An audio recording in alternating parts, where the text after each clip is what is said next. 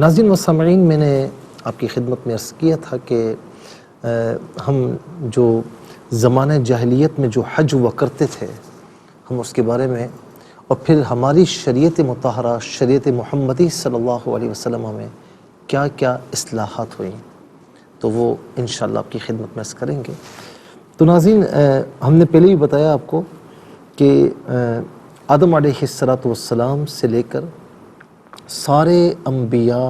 جتنے رسول اعظام علیہم السلام گزرے ہیں، سب نے حج فرمایا، سب خانہ کعبہ کی طرف آئے۔ ایک علیحدہ بات ہے کہ نوح علیہ السلام کے زمانے مبارکہ میں جب طوفان آیا تھا اس کے بعد سے اٹھا لیا گیا، لیکن بہرحال تعیین تھی کہ اس مقام پر ہے۔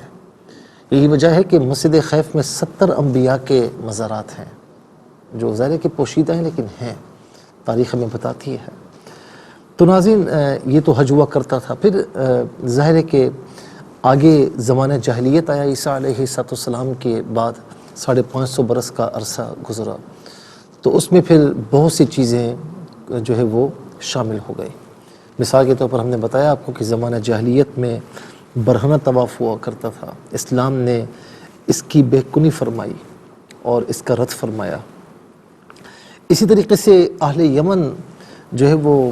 زاد راہ لے کر نہیں جاتے تھے، قرآن فرماتا ہے وَتَزَوَّدُوا، زاد راہ لے کر جاؤ، فَإِنَّ خَيْرَ الزَّادِ التَّقْوَىٰ، بہترین زاد راہ تقویٰ ہے۔ ناظرین، اسی طریقے سے خانہ کعبہ پر نا خون اور کھالیں چڑھائی جاتی تھیں، اور ظاہر ہے کہ اس میں کیا تھا کہ گویا کہ نظریں پیش کرنا اور الٹی سیدھی حرکت اس طرح کرنا، گویا کہ وہ یہ سمجھتے تھے کہ یہ خون اور کھال اللہ تعالیٰ کی بارگاہ میں پہنچتی ہے۔ اور اللہ رب العالمین کیا فرماتا ہے، لَن يَنَالَ اللَّهَ لُحُومُهَا وَلَا دِمَاؤُهَا وَلَٰكِن يَنَالُهُ التَّقْوَىٰ مِنكُمْ، ہرگز قربانی کا خون اور اس کا گوشت اور اس کا خون اللہ تعالیٰ کو نہیں پہنچتے، اللہ تعالیٰ کو تمہارا تقویٰ پہنچتا ہے۔ تو یہاں پر اس کا بھی رد فرمایا کہ یہ چیزیں نہیں کرو، اور دوسرا یہ کہ اللہ رب العالمین تمہارے دلوں کی نیتوں کو دیکھتا ہے۔ تم نے جانور اللہ کی راہ میں قربان کیا، اب اگرچہ انسان اس سے مستفیض ہو رہے ہیں لیکن وہ اللہ کی بارگاہ میں پہنچ چکا ہے، تمہارا ثواب پہنچ چکا ہے، تمہارا تقویٰ تمہاری پرہیزگاری پہنچ چکی ہے۔ پھر اسی طرح ناظرین جو ہے وہ صفا پر، یعنی جو صفا مقام ہے، صفا پہاڑی ہے، چکنا پتھر، صفا کا معنی ہے چکنا پتھر، یہاں پر اسعاف نامی ایک بت تھا، اور مروہ کے مقام پر، مروہ کی پہاڑی پر ایک نائلہ نامی بت تھا، اور ظاہر ہے کہ وہاں پر اس طریقے سے وہ اپنے طریقے سے عبادات جو ہے سر انجام دیا کرتے تھے۔